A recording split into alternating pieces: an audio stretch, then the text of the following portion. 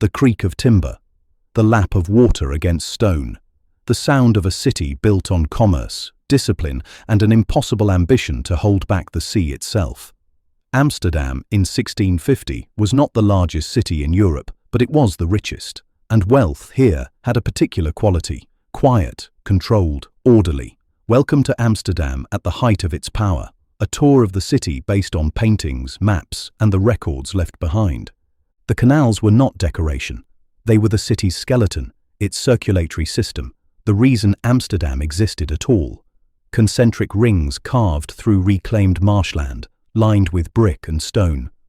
Water moved slowly through them, carrying goods, waste, and the boats that connected the city to the world.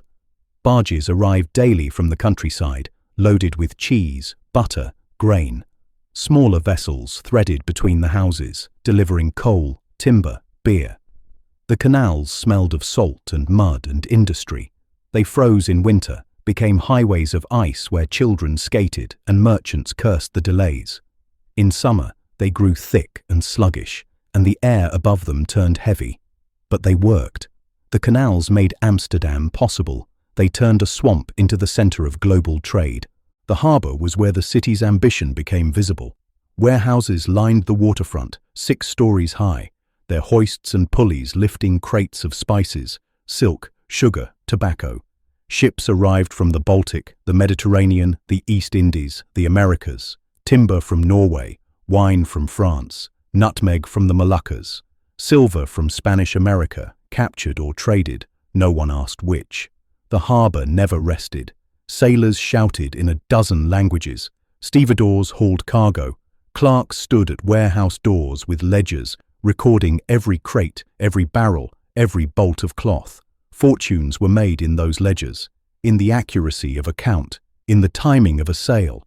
Amsterdam was not built on land. It was built on information, on knowing what a ship carried before it docked, on knowing what a rival paid before the contract was signed. The stock exchange stood near the harbor, a covered courtyard where merchants gathered daily to buy and sell. Not goods, shares, futures. The promise of goods that had not yet arrived, that might never arrive. A ship lost at sea was a fortune lost. A ship that made port was a fortune doubled. Men walked the exchange floor with their hands behind their backs, speaking quietly. Deals were made with a nod, a handshake, a murmured agreement. No shouting, no dramatics. Wealth in Amsterdam did not announce itself. It accumulated. The Dutch had invented a new kind of commerce, one that traded not in things, but in time, in risk, in the gap between what was and what might be.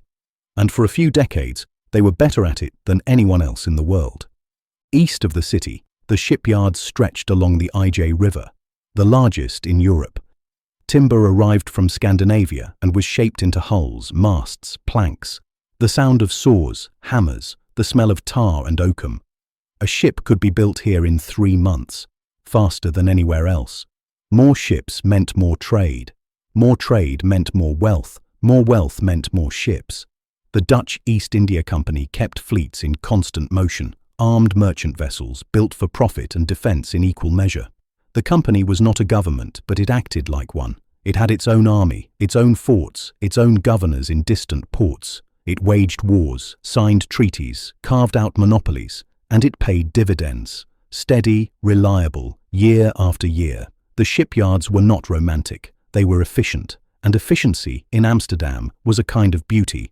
Walk through the streets and the order becomes clear. Narrow brick houses, tall and steep-gabled, pressed together in tight rows. Small windows, smaller doors. Nothing wasted. No space left idle. The streets were clean, swept daily. Refuse removed, night soil collected, canals dredged on schedule. There were rules, many rules, about noise, about commerce, about what could be sold, where and when. The city governed itself through committees, guilds, councils. No king, no single authority. Power was diffuse, negotiated, balanced. It made decisions slow, but it made them durable. In the streets, you saw sailors on leave, clerks hurrying to counting houses, servants carrying baskets from market. Shopkeepers stood in doorways, bakers, butchers, booksellers, map makers. The Dutch read more than most. literacy was high, pamphlets circulated freely, news travelled fast. A city built on trade required information to move as quickly as goods. Inside the houses, the same discipline held. Floors scrubbed, windows polished, tiles gleaming. Dutch homes were famously clean. Visitors remarked on it, sometimes with admiration, sometimes with suspicion. Why so much effort? Why such control? The answer was unspoken. Cleanliness was prosperity made visible. It was proof that disorder had been mastered. That chaos, whether of water or commerce or human appetite, could be contained. Furniture was modest.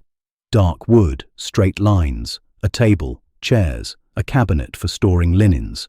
On the walls, paintings, landscapes, seascapes, still lifes of bread and cheese and pewter, portraits of families dressed in black wool and white linen.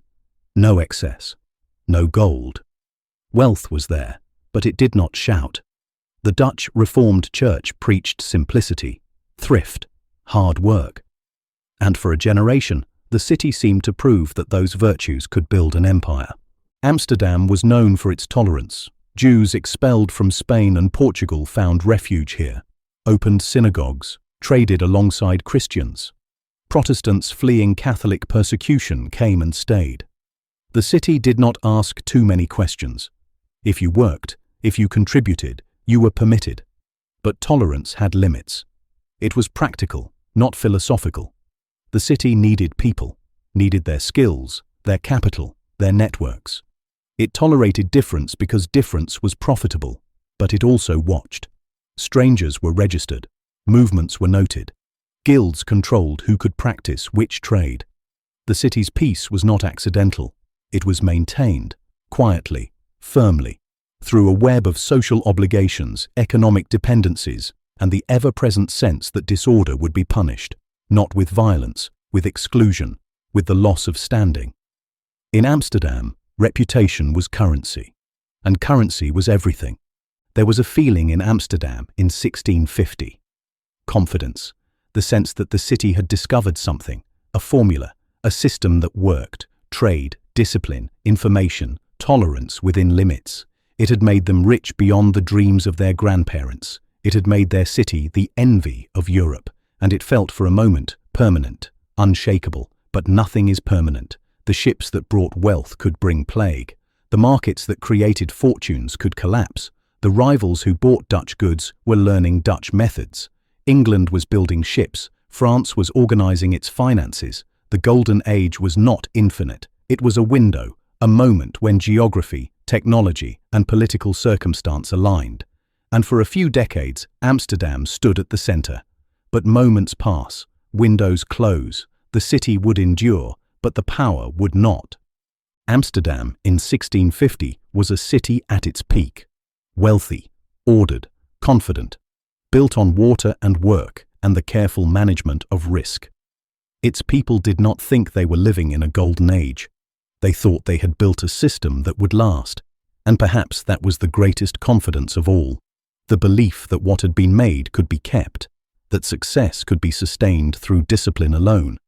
But history does not pause. The ships kept sailing, the markets kept moving, and the center, inevitably, would shift. I hope you enjoyed your tour of 1650 Amsterdam. Thank you for watching, and please subscribe for future videos.